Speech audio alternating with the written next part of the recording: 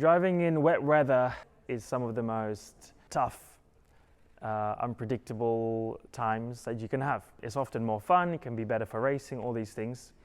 But the fact I can't see from here to you at times makes things a little bit more complicated than just having a bit of fun. At some circuits that are extremely big, such as Spa, it can rain in one part of the track but remain dry in another part of the track. Do you want to put on the rain tyres? Maybe guarantee that you stay on the track in the wetter parts of the circuit, but lose time during a pit stop and lose time and maybe destroy the tyres very quickly where the track is dry?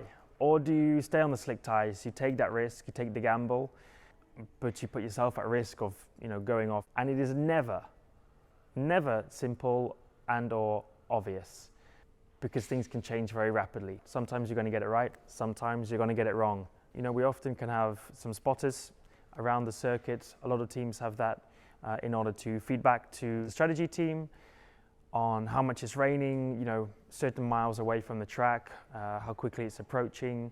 Sometimes it's not always as obvious, because when you're driving, the rain quickly goes off your visor, but you can often get and you build up your own knowledge of how much rain on your visor can affect the track, and that will be different track to track.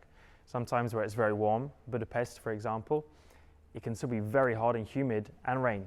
So a little bit of rain might not actually make a big difference. But in some tracks, especially street circuits, Monaco, Singapore, things like that, a little bit of rain can have a very, very big impact. You have to be prepared every track individually. You can't just say, we did that last weekend, we're going to do it again this weekend. Rain and wet conditions are tricky, exciting for you guys, exciting, nerve-wracking, many things for us inside the cockpit.